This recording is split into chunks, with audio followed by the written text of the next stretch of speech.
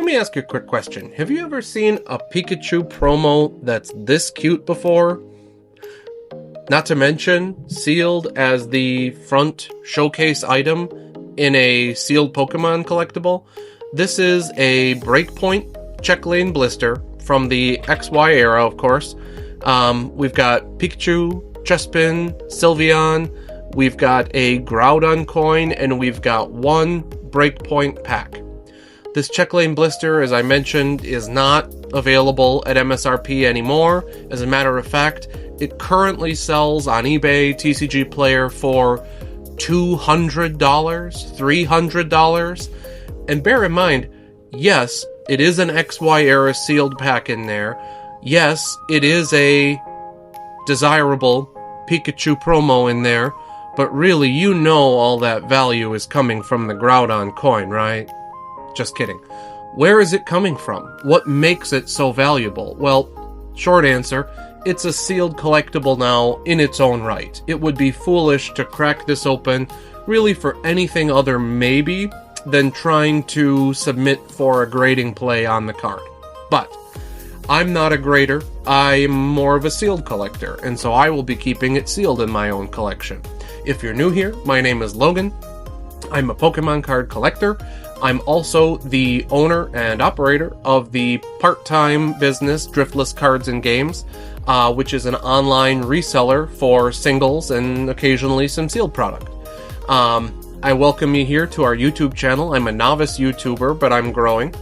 And today, I wanted to share a couple products like this and give some opinions to some folks who are maybe newer in the market and might be a little bit discouraged from a collectability perspective, from an investment perspective, or even from a flippability resale perspective when it comes to booster boxes and ETBs and all of the other product right now that is being scalped after scalped and sought after and cleared off of shelves at MSRP. Where can you turn? What can you go to? Well, I'd like to share what I think might be an answer, and it's something that's satisfied me and worked pretty well for me, which are these smaller sealed products. Here's another example. This is an XY Evolutions pack. These checklane blisters were also available. Evolutions, if you weren't collecting at the time, was printed to the moon. It was printed ad nauseum and put on store shelves. It was stuffed into tins. It was everywhere, and then subsequently reprinted well after the print run ended. But a single compact checklane blister like this, it's got a Greninja promo. Greninja's a very popular Pokemon. It's got a Froakie coin, and it's got one Evolutions pack. Have you ever seen this particular product before? Chances are you've seen an Evolutions pack, or you've heard of that. You've seen a Rip and Shipper Open Evolutions or a Poketuber Open Evolutions, but have you ever actually seen this particular sealed product? Chances are much less likely that you have. Or with that Pikachu promo, that you would have known where that came from.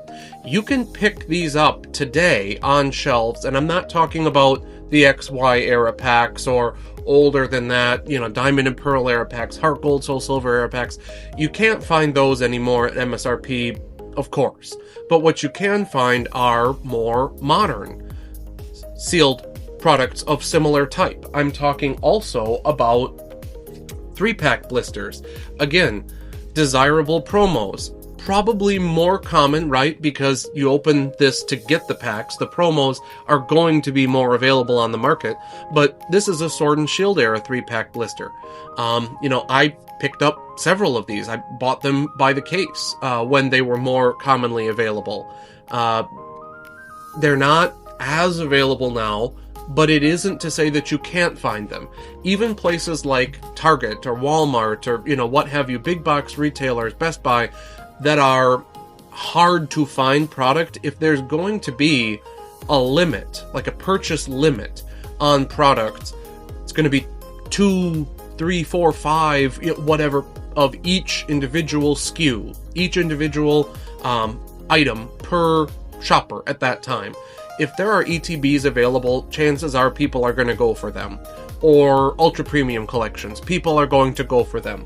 Are people necessarily going to go for 3-pack blisters? Is this necessarily... Look at this Espeon promo.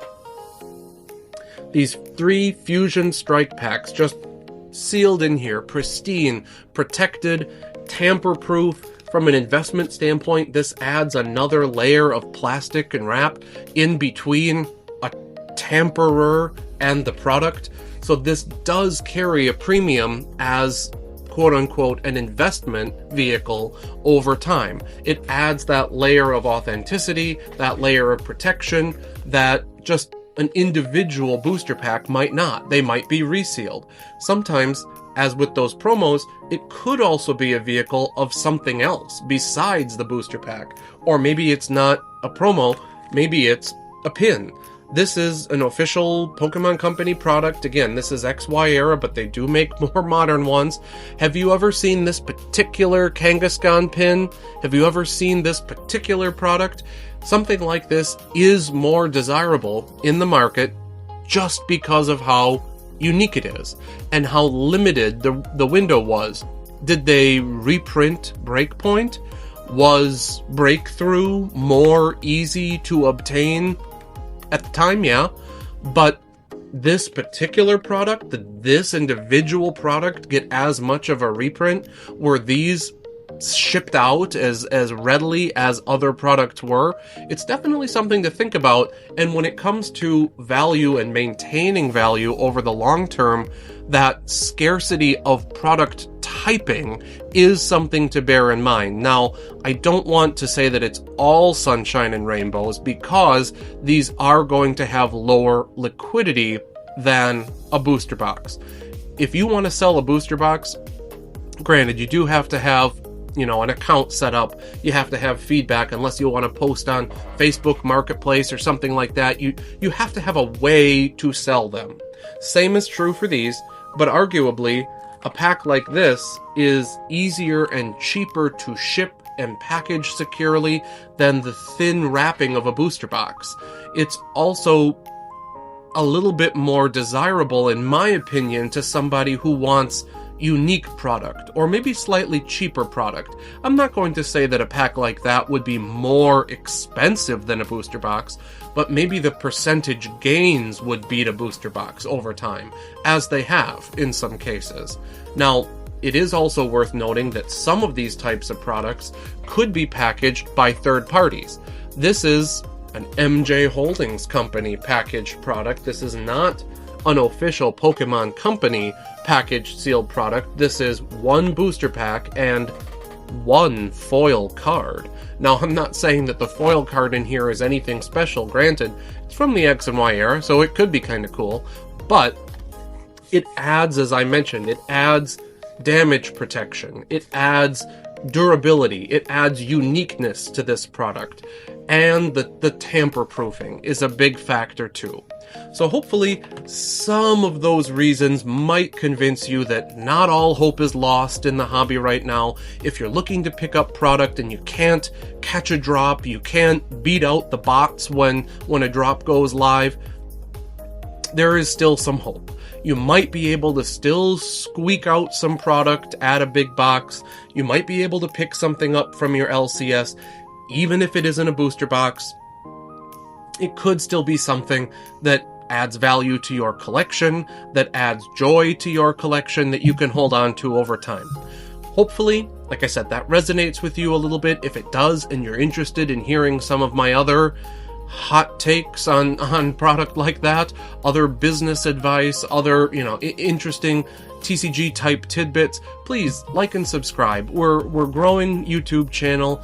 I am obviously a novice YouTuber, but I too am growing and learning. I would love for you to come on this journey with me and continue to share in this community of like-minded people. So thank you once again. I hope I see you in the next video. Have a good one.